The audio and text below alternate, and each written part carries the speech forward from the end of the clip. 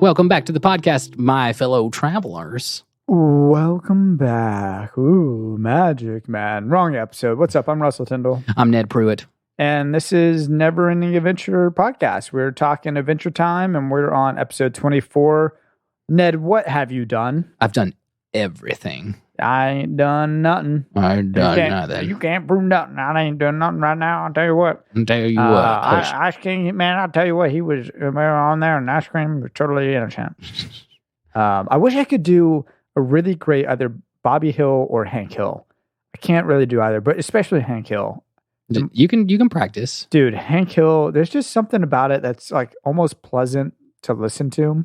Like that tone of voice. I just really, whenever I hear a Hank Hill impression, I'm just like scrolling TikTok. I'm like, yes, please. Very aesthetically pleasing. Yeah, maybe I just enjoyed that show a little bit. Yeah. I did. I was going to say, let's get canceled in the future, blah, blah, blah. But no, I did. I'll stick to that. I enjoyed it. Well, that was Russell's long intro into saying that we were talking about What Have You Done, episode 24. Yes, and we are an Adventure Time podcast. If you've never listened to us, I've never seen the show before. And I've seen it too many times. Ned has a tattoo to prove it. I don't know why I keep bringing that up.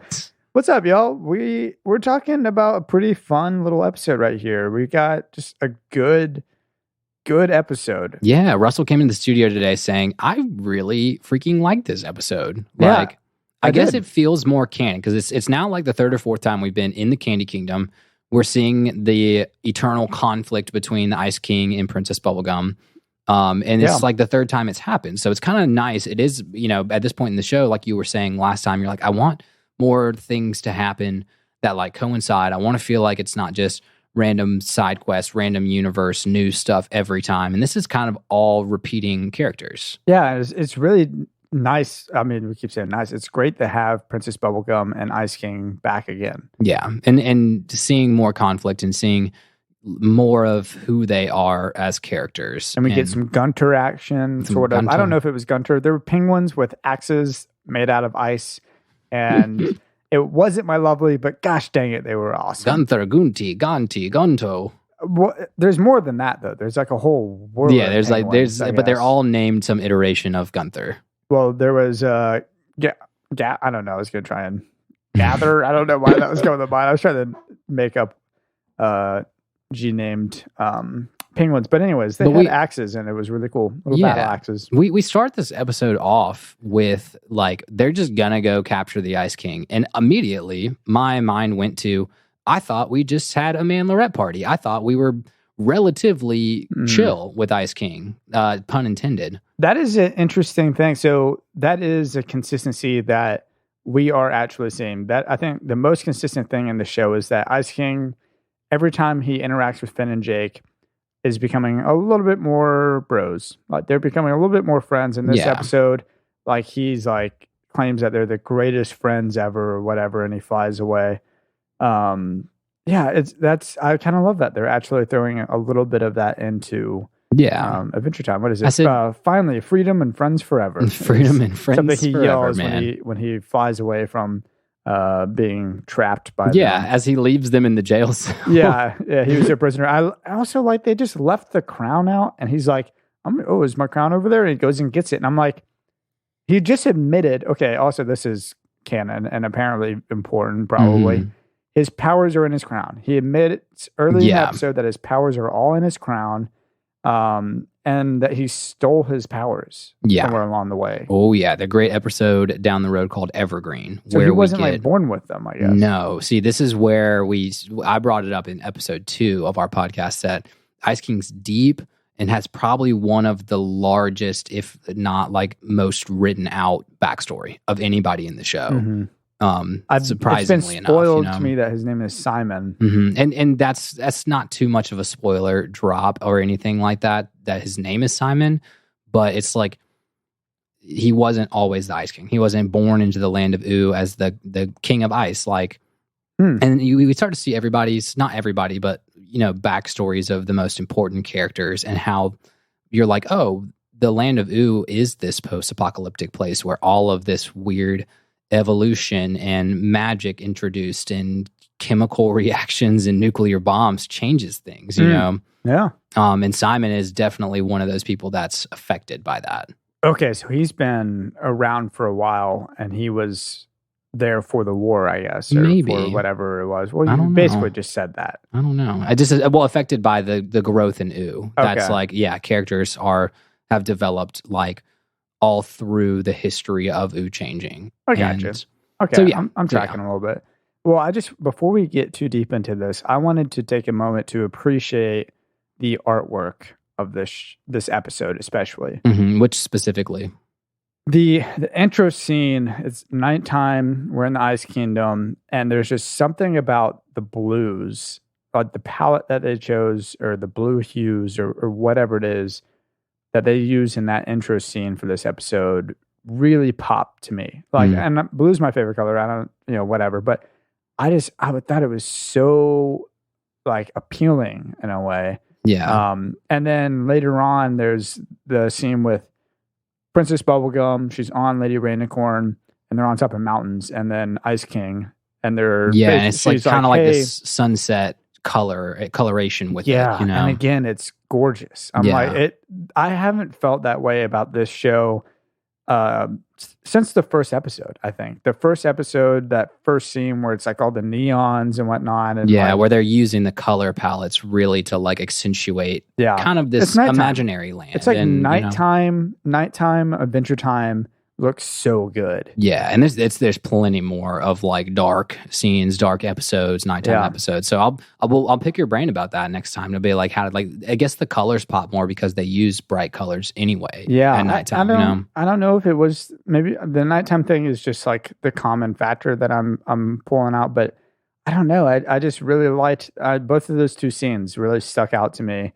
And if you haven't seen this episode in a while, if you're not watching this episode before listening to the podcast, go check it out. It was cool. It's a good one. Liked it. Yeah, and it's a great episode. Yeah, and we're close. We're now, this is 3 episodes away from finishing season 1. So I'm glad that like you and hopefully listeners and everybody is like, okay, cool. We're starting to recognize and not feel like people get overwhelmed by Adventure Time because it always feels so random. It always feels out of the blue. It always like, who in the heck is this character? And now by this point, you're like, oh, Ice King and Prince Bubblegum. Like you're familiarized with the world, and it's feeling comf, it's feeling homey. Well, the artwork and the penguins with the battle axes are my tops for this episode. Both of those things, they were the icing on the cake of a very fun episode. Mm-hmm. I think the tops for me was the Shelf of Penitence.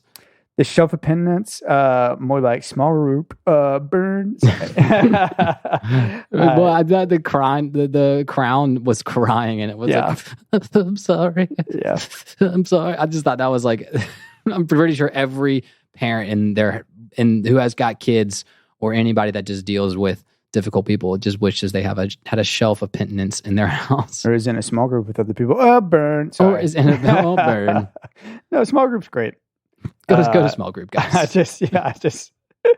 don't know. For some reason, sometimes it just comes off and you feel sad. Yeah. It makes you feel bad sometimes. Oh, man. Well, funny thing about the Shelf of Penitence, too, we know this is post the Duke of Nuts episode because Finn actually knows what that means. Oh, yeah. Remember in Duke of Nuts, he was like, I don't even know what penitence means. Oh, my gosh. Yes. So now he knows what it means. That. Yeah. That's I thought great. that was really like a good like tie together of Finn's development. He's learning vocab words. They had that, and then the Oculus of rehabilitation. Ooh, Oculus. What's the eye say to him in the prison? Yeah, it was like, you're gonna change. Yeah.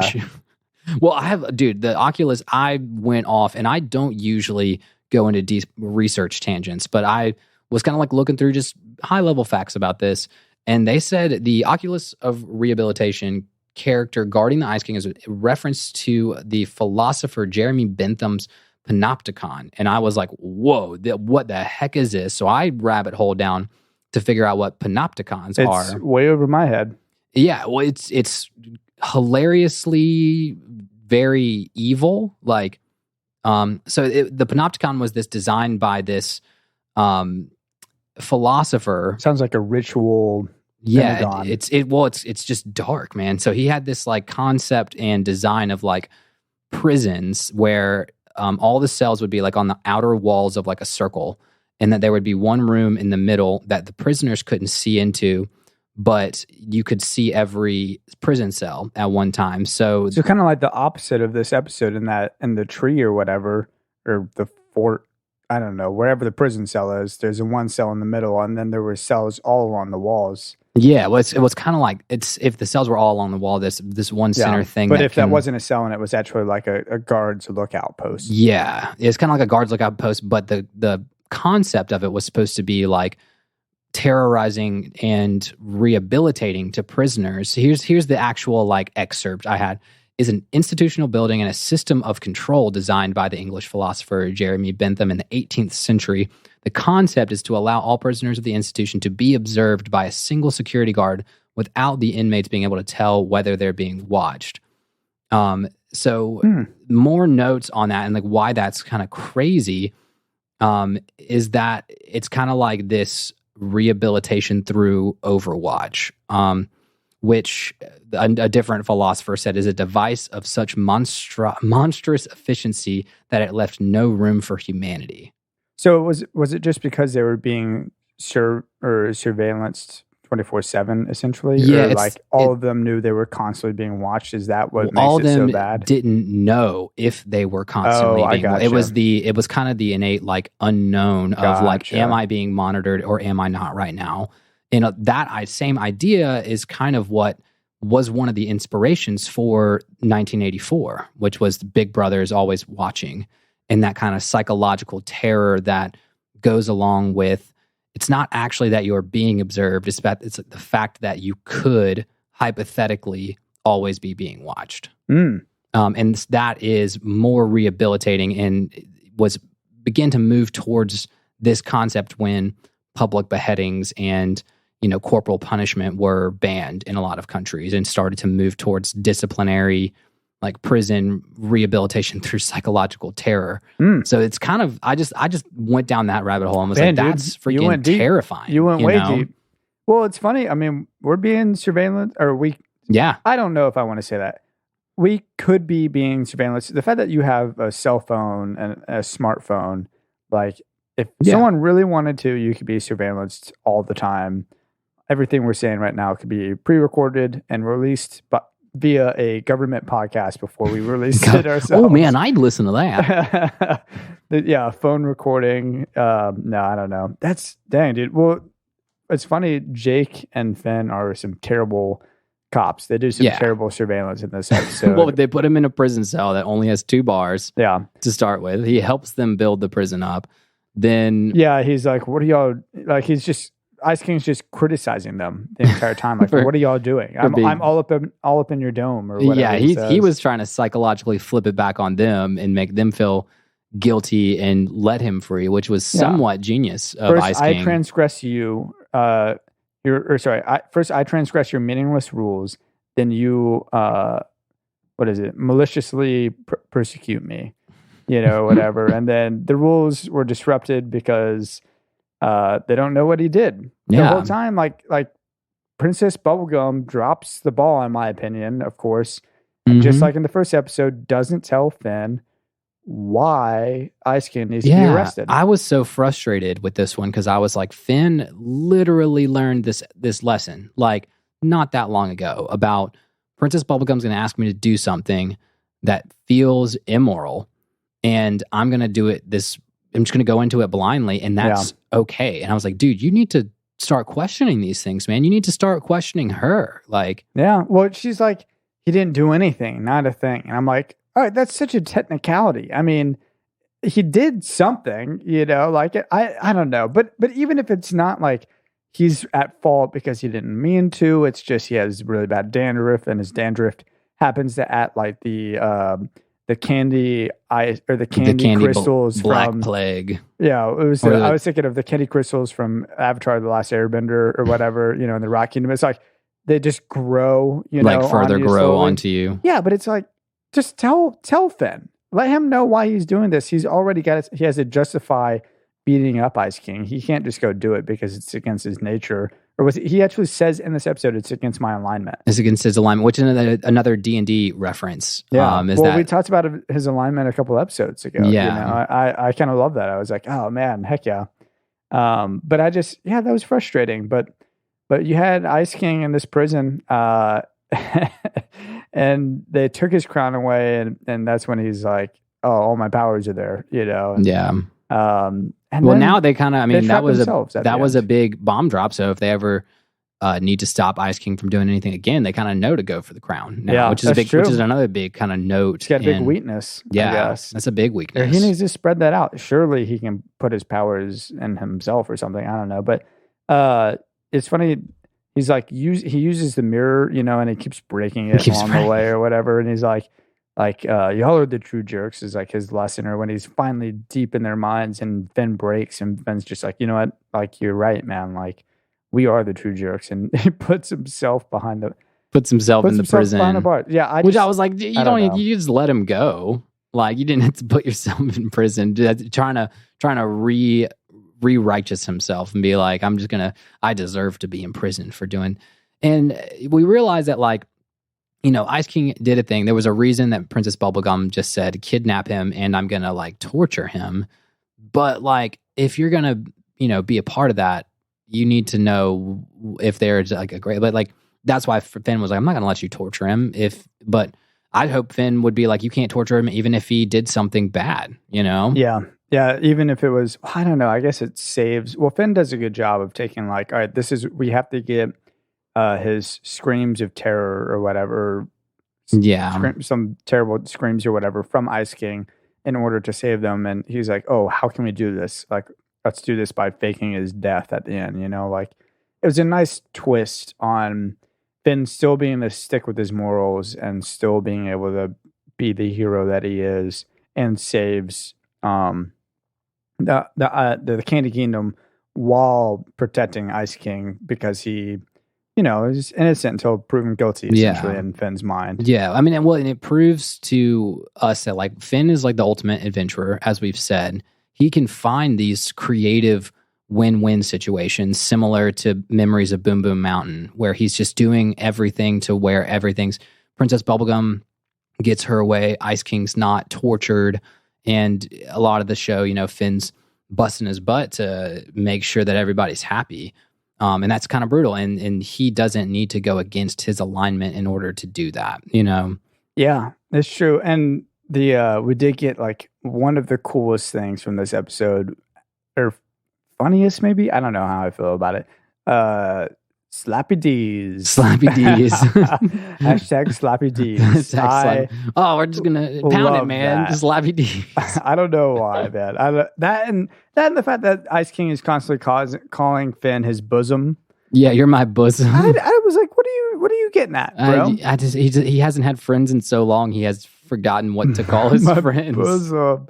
Ned, you're my bosom. You're my bosom, buddy. Oh, man. That sounds so bad. That just sounds weird. I don't like it. I don't like it either. Oh man. But so I was typing notes in this episode and kind of didn't remember exactly how it got resolved from watching it in the past.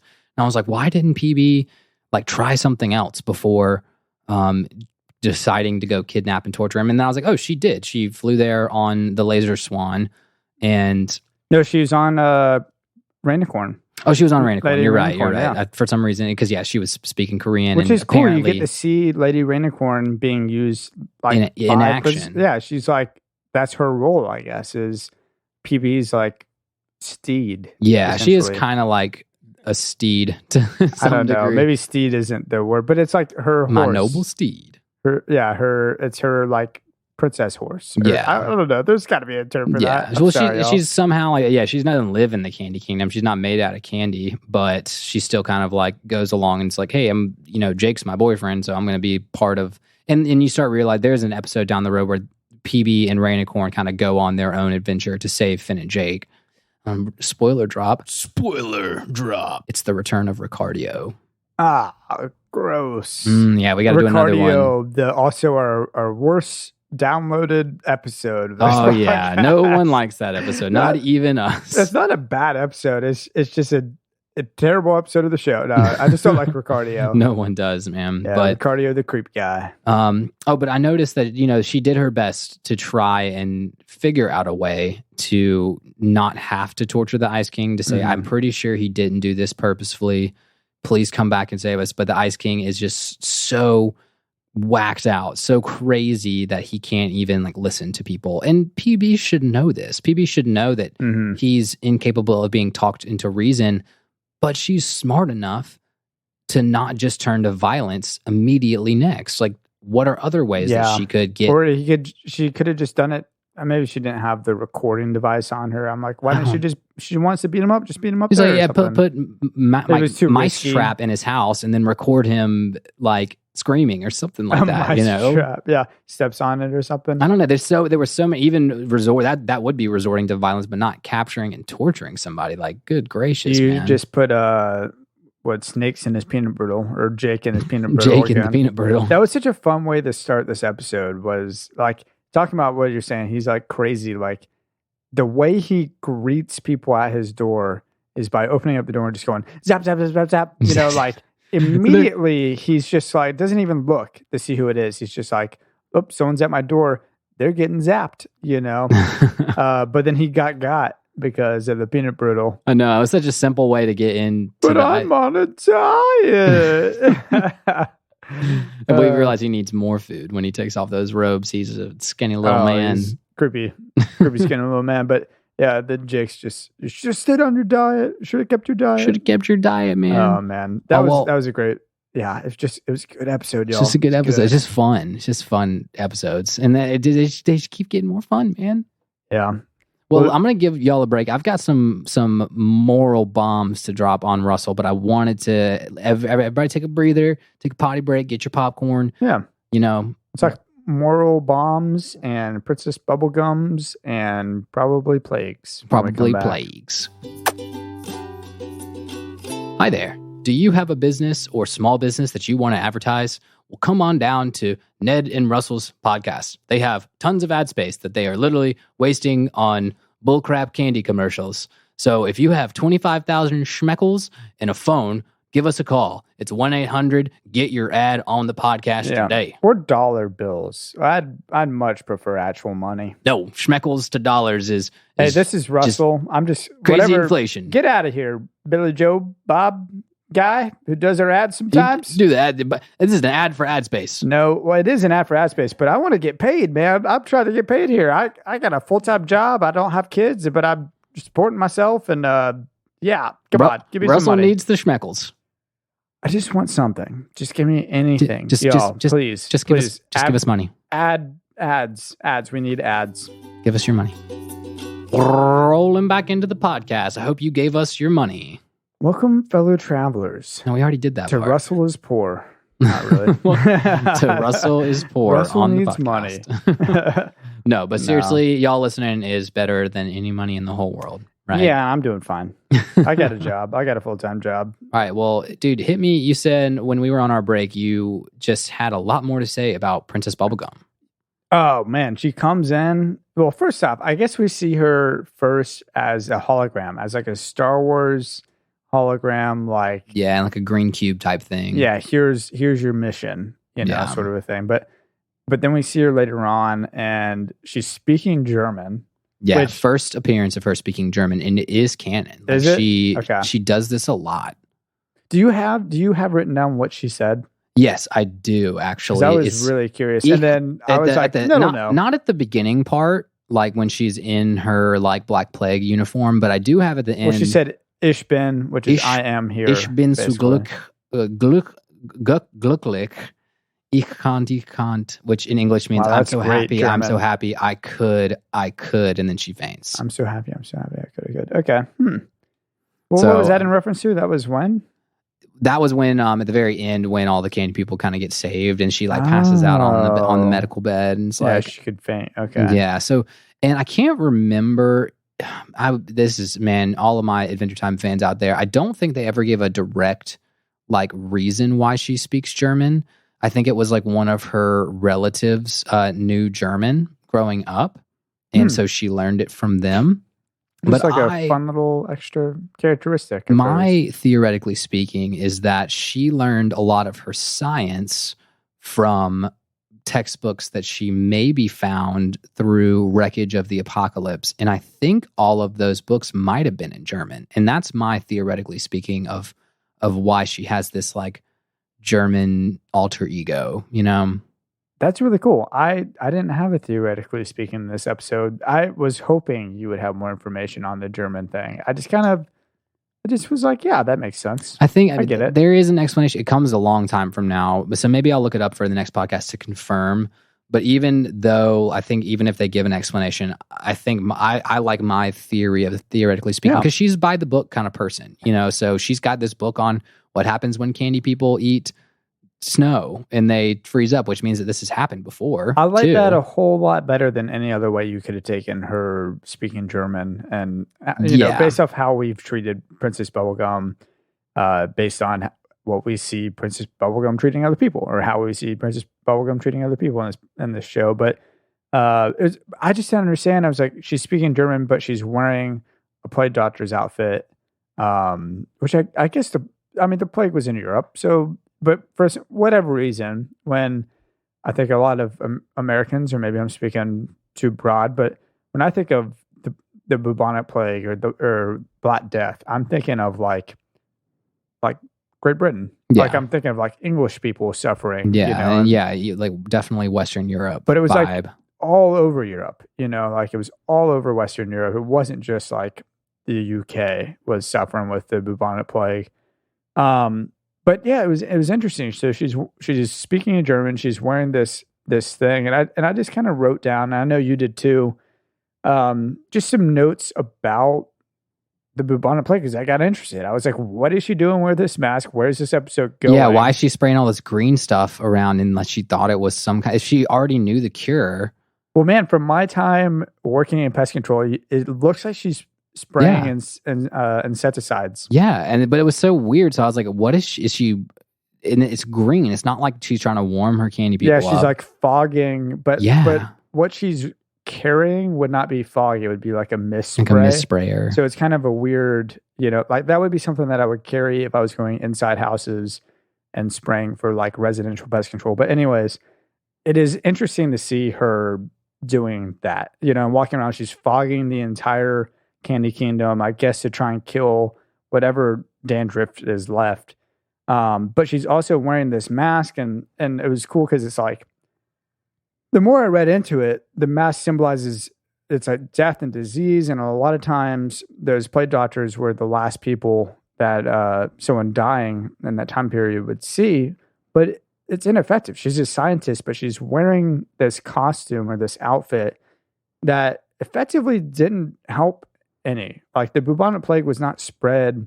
I mean, I think it was probably spread a little bit by some sort of in the air sort of a thing. But, and again, we're not experts on this, so please do your own research. But it's just interesting. I just read up a little bit on it. But those masks were used in order to put really sweet smelling like lavender or like really strong smelling so they wouldn't smell the bodies. So they wouldn't smell the bodies, but they also thought it would filter out like it was the bad smell that was killing people or something, you know, or that was how it would be spread. And so she, as a scientist, a pretty modern scientist, is wearing that outfit and then takes it off in the middle of the city streets. So I don't.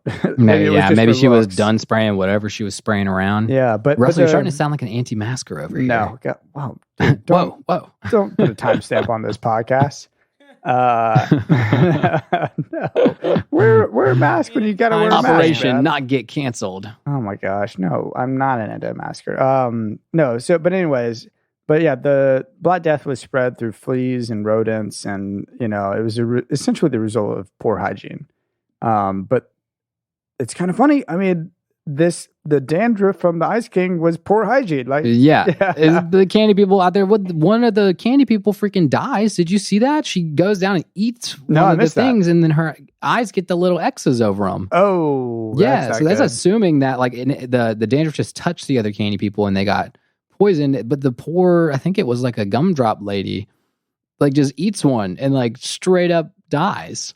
Man, the freezer burn flu, I guess. But it's just gross. I mean, it's cool that Ice King is like, hey, check this out. Look what I can do. But it's gross. It's pretty gross. It's just dandruff that makes people from his beard, which is even worse. I don't know, but PB is interesting, man. She's she's a table flipping tyrant in this episode. Table flipping tyrant. She's just constantly looking for something. I'm jealous. I've always wanted to do that.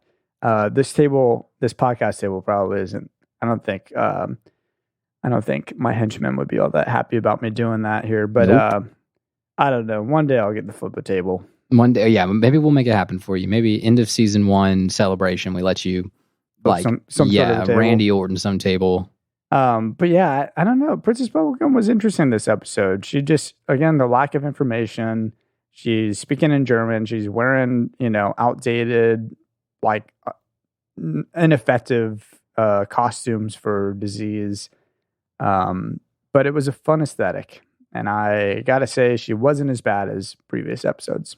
I would argue, yeah, she maybe is. Because, really? and this is more of like a philosophical debate that I wanted to pick your brain on. And there's no right answers. This is definitely a ethics talk. But, step A, she goes to logic and reason. Let me go talk to Ice King and see if he'll come and help, because he obviously didn't mean to. When that fails, it just goes to straight up kidnapping and torture. And it's a little bit of a jump. It was a lot of bit of a jump. It was what's plan B? Is there other better options? Is there a safer option? Is there a better way to communicate with the Ice King than just... And then she could have sent Finn and Jake to go and reason with the Ice King, because the Ice King wouldn't think that they were hitting on him. They trust him a little bit more. They trust him more. They've had the Manlarette party. They've had what the Ice King considers a best friendship in the past, I don't, gosh, I hate to think, that's just Ice King's character. I hate thinking about Ice King as just this, every girl wants to date me, but that's his thing. Yeah, that's that's the thing he can't get over. So and there's some reasoning behind that later on. So it is part of this mortal flaw. He's not just creepy. There's a flaw with his madness that makes him that way. It's wild. As we're talking, we've got 3 characters, and this might be boring for people that actually know this show. We got 3 characters that have all been alive for years and years and years, and one of them looks really old. But Marceline, PB, and Ice King are all essentially Yoda's age. Mm-hmm. 800, 900, or whatever years old, maybe more. Well, we know Marceline's 1,000 years old at least. It's so they all have a long history. They must have a long history together. I'm assuming they all lived in that same area for a long time. We know Marceline did, with all the M's everywhere. I don't know. I'm just thinking. Keep thinking, because we're gonna get to some Marcy Ice King history. Okay. And it's good. It's good. It's so good. I hope they didn't date. Well, no, they didn't date. Trust me. No, don't worry about that. Thank goodness. But going back to the whole PB thing, because this is where I saw the flaw was would you do something for the greater good of your people or your loved ones that was innately immoral? And do you think that because she jumps to this, that it just shows how she is just willing to toss her morals aside for there was just literally no reasoning behind that, Mm-hmm. That is just one of those classic super... Yeah, would you steal the bread to feed your family? The classic ethics debate. The Dark Knight, where they've got the two boats, and one of them's got all the prisoners on it. Would you blow up the prisoners or blow up the people? And it's hard, man. I don't think the jump is that quick, but there are certain scenarios that it would be really, really hard to do the right thing for the good of all of humanity or whatever, versus if you're just, I don't know, man. I don't know, that it's just a hard question, Yeah, and I'm not saying you need to answer the question so I can cancel you on this podcast immediately. No one's canceling me for not knowing morally what would be the right answer. No, the right answer is that there is no right answer, obviously. But I just thought it was surprising, because I was torture for the greater good. I'm beating up Ice King in this scenario. If you're asking me, I'm wearing my pink gauntlet gloves that little hearts on them PB has, and I am just going ham on Ice King. Yeah, and maybe it's not immoral because like he was an idiot. He's done and other like bad. he just was an idiot and just like shed a dandruff and on over the Ice Kingdom for no good reason and then left. Yeah, like, so there is know. this whole like he is responsible. He should be the one that should be held responsible. Look, if the whole town's gonna die, if the whole town is dying, it's a ghost town. You know, I mean, other than other than my lovely of the episode, the whole town is dying.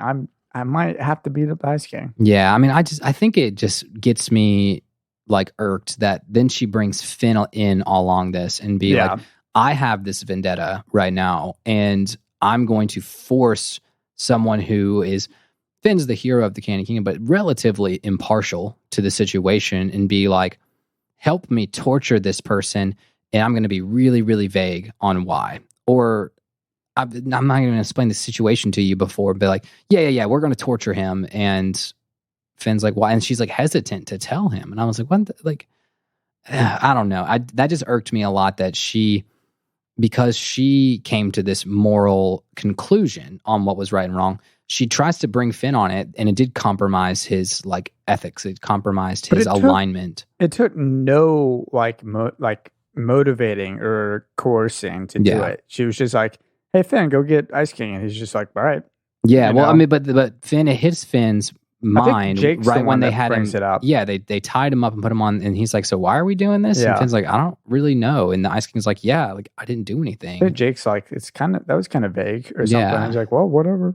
Yeah, so that kind of bummed me out a little bit. Yeah. That, you know, it just, I want to see Finn succeed, and he's the one that tries so hard for everybody else, and he just keeps, it just seems like every time he's around PB, he's just like doing her dirty work, and I don't like it. I don't like it at all. I know. We feel mutually about that situation, but all right. Well, let's get on a lighter note. Who was your lovely? My lovely Manfred. Give me some sugar, baby. Yeah. Okay, Manfred. The pinata donkey.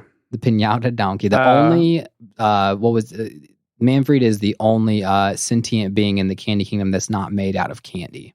Yeah, I think I might have mentioned that in the very first episode. Yeah. I was like, this is a weird kingdom with this, because she was in that as well, or Manfred or whatever was in that first episode. And I remember being like, oh, that's interesting, you know, but candy related, like candy adjacent. And there's the drunken punch bowl too, you know. So that's right. But the, I think it was the way she talks, the gosh, I'm sorry, you know, she's just like, gosh, I'm sorry. Yeah.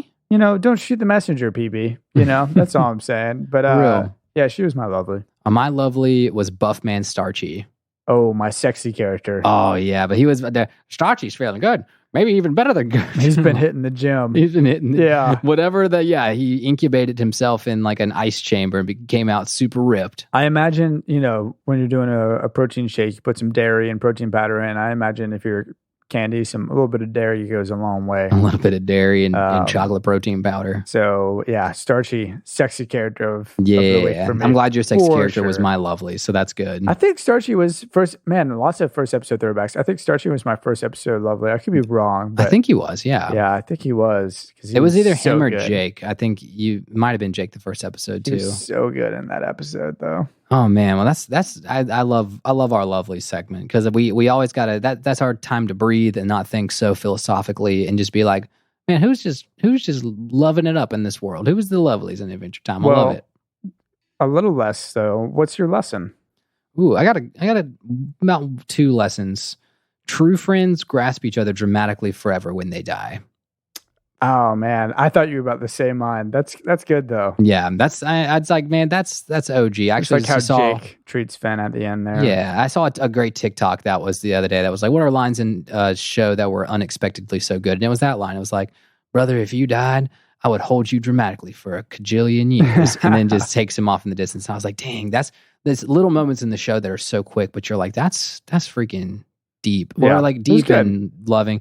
Second one that I got is like, you need to look at problems from all situations and all angles and not just go with the most convenient solution. Like the convenient solution, even for the greater good, can have its own negative side effects and also counterbalance your morals, you know? So I just say take, and that, you know, summarized up, that's 2 wrongs don't make a right. And that's all summed up into very cliche lesson. But like problems can be analyzed from so many different ways, and don't immediately get rid of all of your core morals just because it's an easy and most direct way out of it, you know? Okay. Yeah. Hit me with your lessons. I had just one this week, and it's that true friends slappy D each other. Two friends slappy D each other. Yeah. I love that. I don't know what that means, but they do it to each other. What did he say? What was it reference to? He's like, we're slapping donks or something? He's like, we're slapping dogs? Yeah. What did he say? Because it was like slappy D's. Pendleton word wishes. No, I'm just kidding. Sorry, that's might be inappropriate. That was allegedly and also a joke.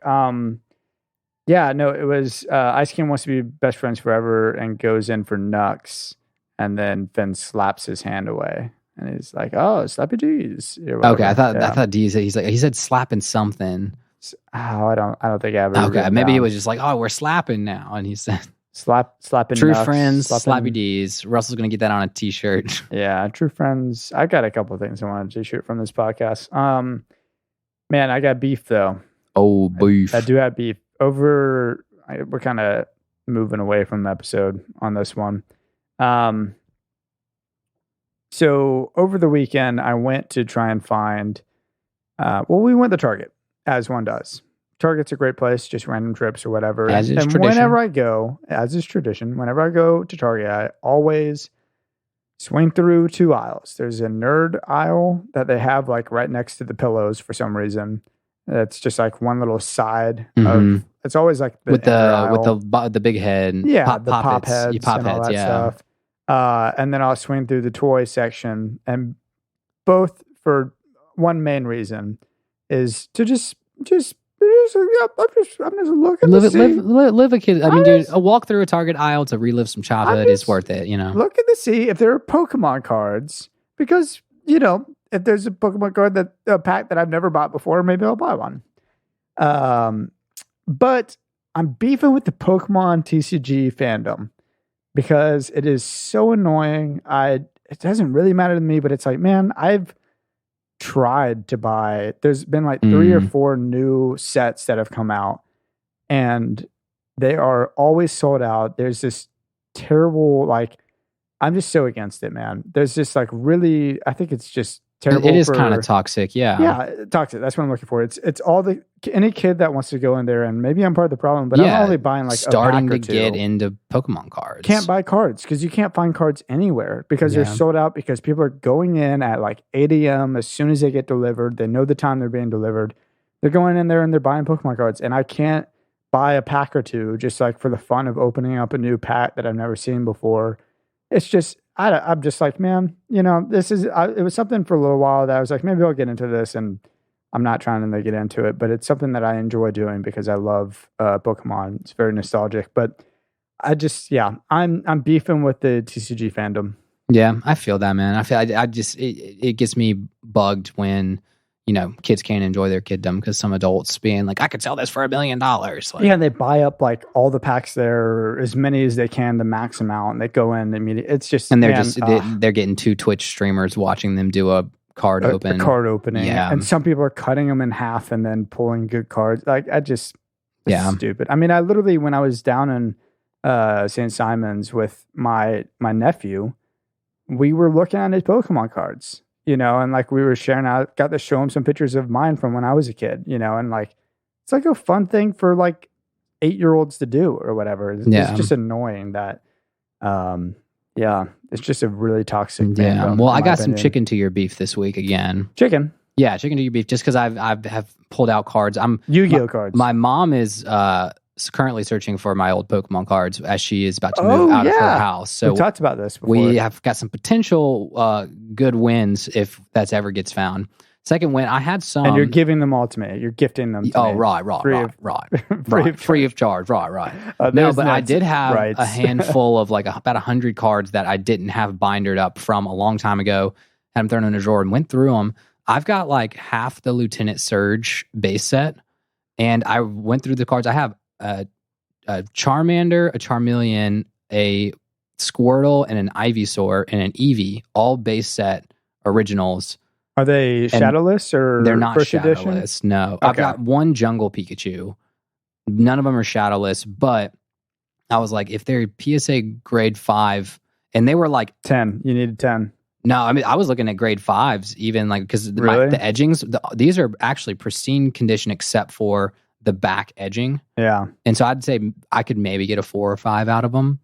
And like, you should see them. It's pretty close. Well, what man. do you think they would sell for? $100. No, dude. I've seen it. Dude, you should see what's going on If those will sell for $100, eBay. I got some dang good cards that I could sell for a whole lot more. That's what I'm saying, man. People that are buying them up at Target that you got beef with, people are buying base sets up on eBay and Amazon and Mercari and all that stuff. I mean, I'm holding on to mine. I always had this weird thought of like, I'll pass it on to my kid when I'm older or whatever, but I think I'm going to hold on to mine until there are no longer any Pokemon fans in the world and they're just like worthless again. Worthless. Yeah, it's just like wood for a fire at that point, but it's like, or cardboard for the fire. But man, I'm going to keep holding on to mine. I don't think I'm going to sell them, but freaking TCG fandom.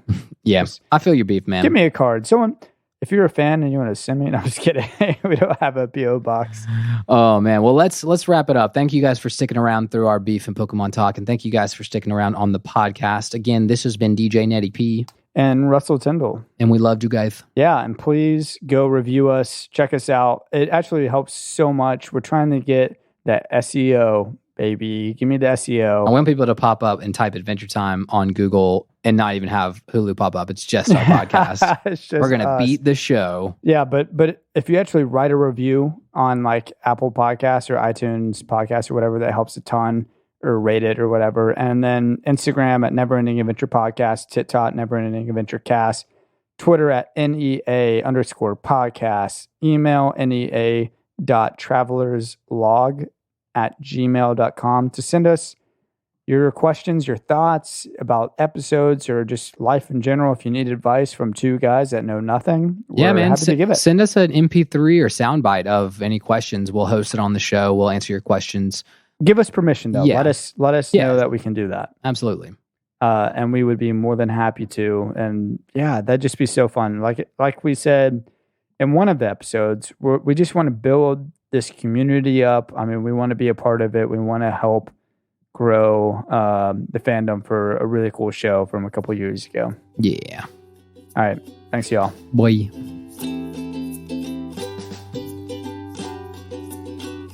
This is an outro. This is Russell Tyndall doing an Adventure Time podcast with Ned Pruitt, and Michael Hitchcock as the engineer. And don't listen to our advice.